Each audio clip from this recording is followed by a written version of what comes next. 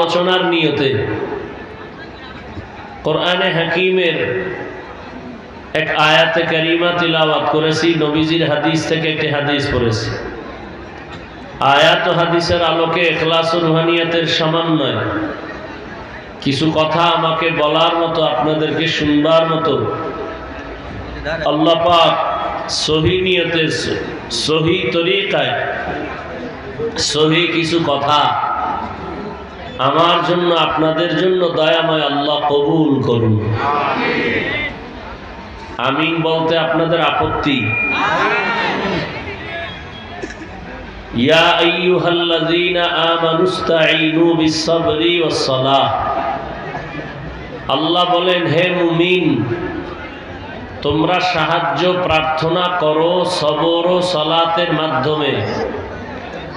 ইন্নাল্লাহা মা'আস-সাবিরিন, নিশ্চিত আল্লাহ সাবিরিনদের সাথেই থাকেন।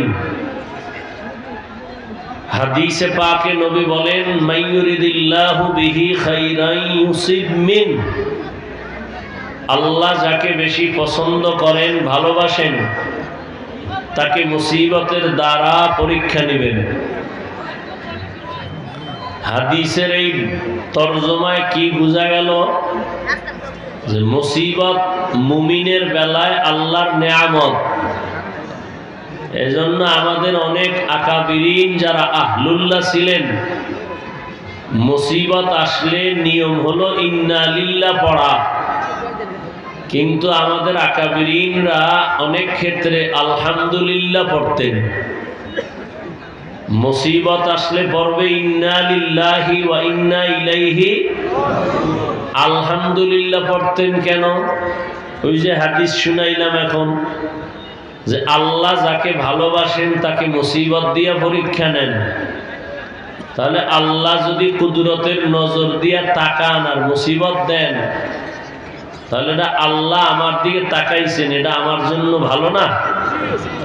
এই নিয়তে তারা আলহামদুলিল্লাহ পড়তেন। আবার হাদিসে এমনও কথা আছে যে আল্লাহ যদি চান কারো মর্যাদা বাড়াবেন, কিন্তু তার আমল যা আছে এতে মর্যাদা বাড়ানো যায় না। খেয়াল করতেছেন? এই যুবকেরা, কাবজাব করতে করতে দেখবা বয়ান শেষ, আইসো খালি যাবা খালি।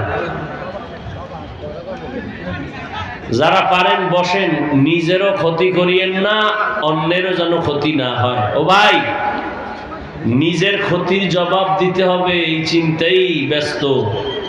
আর একজনের ক্ষতি করলে সেই হিসাব কেমনে দিবেন?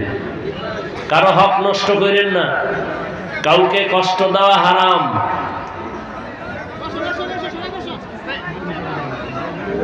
তো যে কথা বলতেছিলাম, নবীজি বলেন,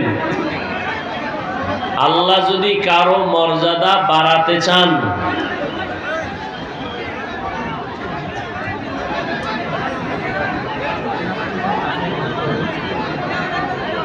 মর্যাদা বাড়ানোর জন্য যেই পরিমাণ আমলের প্রয়োজন, ওই পরিমাণ আমল, কথা হয় না, নাই।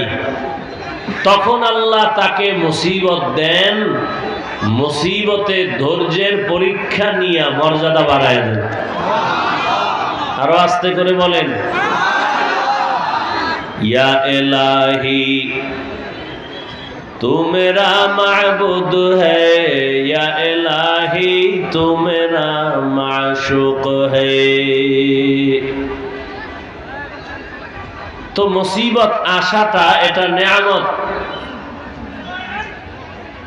বাকি হলো এই মুসিবত আসলে পাশ করার জন্য একটা পুঁজি লাগবে, এটা হলো ধৈর্য। ধৈর্য না থাকলে কোনো পরীক্ষায় কামিয়াব হওয়া যাবে না। আল্লাহ আমাদেরকে ধৈর্য ধারণকারীদের অন্তর্ভুক্ত করে দেন। একজন স্ত্রী আর স্বামী, মোটামুটি মেয়েটা ভালো বাবার মেয়ে, তো একদিন স্বামীর সাথে একান্তে কথা বলার সময় জিজ্ঞাসা করলো, এই স্বামী, তুমি আমাকে মহব্বত করো? বলে হ্যাঁ। বলে কি পরিমাণ? বলে এটার কোনো পরিমাণ নাই। বলে কেমন মহব্বত করো? স্বার্থ নিয়া? কোনো স্বার্থ নাই, মরলেও তুমি, বাঁচলেও, কথা হয় না, বাঁচলেও তুমি, তুমি আমার জীবন, তুমি আমার মরণ, তুমি যা চাইবা তা আমি দিতে বাধ্য।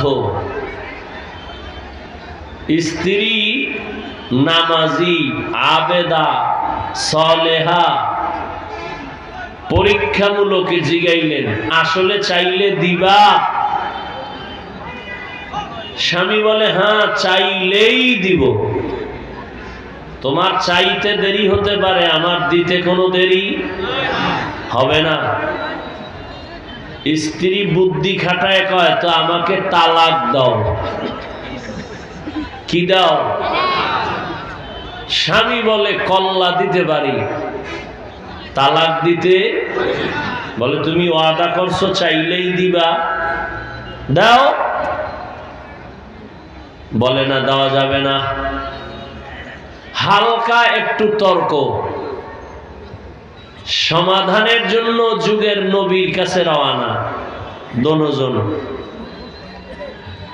প্রতিমধ্যে গিয়া স্বামী বেচারা পড়ে গেছে, রাস্তায় পা ভেঙে গেছে। নুজহাতুল মাজালিস নামক কিতাবে ঘটনা আছে, সবরের বয়ানে। পা ভেঙে গেছে, স্বামী চিৎকার দিয়া বলে আমাকে ধর, ও আল্লাহ আমাকে বাঁচাও, কাঁদতেছে। স্ত্রী হাতটা ধরে তাকে উঠাইয়া বলে নবীর দরবারে যাওয়া লাগবে না, চলো বাড়ি। বাড়িতে গিয়া স্ত্রী বলে, এই স্বামী, আমি যে তালাক চাইছিলাম এ কথার থেকে আমি ফিরে গেলাম, উল্টো করে নিলাম। স্বামী কয়, চাইলা কেন? আর চাওয়ার পরে আবার উল্টো বা করলা কেন? এবার স্ত্রী কয়, হে স্বামী আমার, তুমি কি নবীর হাদিস শোনো নাই? রহমতের নবী বলছেন, মান ইউরিদিল্লাহু বিহি খাইরান ইউসিব মিন, আল্লাহ যাকে বেশি ভালোবাসবেন তার উপরে আল্লাহ মুসিবত দিয়া পরীক্ষা নিবেন। আমি আমার মা বাবার মায়া ত্যাগ করে তোমার সংসারে চলে আসছি, এত বছর আমি তোমার ঘর কাটাইছি, একটা কোনো মুসিবত দেখি নাই, কোনো কান্নার আওয়াজও পাই নাই। বুঝা গেল যেখানে মুসিবত নাই সেখানে আমার আল্লাহর দয়ার নজর নাই, যেখানে আমার আল্লাহর কুদরতি দয়ার নজর নাই ওই জায়গায় কোনো রহমত নাই, যেখানে আল্লাহর কোন রহমত নাই আমি বান্দিও সেখানে নাই।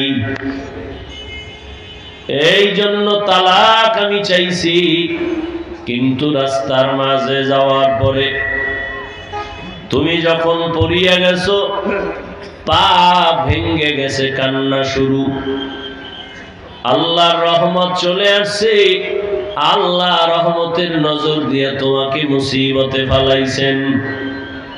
মুসিবত আসছে তো আল্লাহর রহমত আসছে, যেখানে আল্লাহর রহমত আছে আমিও সেখানে আছি। এই জন্য তালাক চাইয়া ফিরাই নিলাম। হাজার না 1 কোটির মধ্যে একজন মা কি এভাবে পাবেন? আর আপনি এই মা তো খুঁজেনও নাই, আপনি খুঁজছেন ডানা কাটা ভরি। আর মোবাইলে যেই পরিমাণ আকাম করেন সারা রাত, দরওয়াজা জানালা বন্ধ করে, মাইয়া পোলার হক আদায়ের চিন্তা নাই, বউয়ের হক আদায়ের চিন্তা নাই, সারাটা রাত মোবাইলের হক আদায়ে কবিরা গুনাহ কবিরা গুনাহ কবিরা গুনাহ করে সারাটা রাত কাটান। মুহাম্মাদের উম্মত না হইলে আপনি ঘুম থেকে উঠে দেখতেন আপনার চেহারাটা শুকর হয়ে গেছে। শুধু মুহাম্মাদের উম্মত হওয়ার কারণে আপনাকে এখনো মানুষের মতো দেখা যায়, ভিতরটা আসলে আপনার মানুষের কায়দায় নাই, আপনার থেকে পশু ভালো।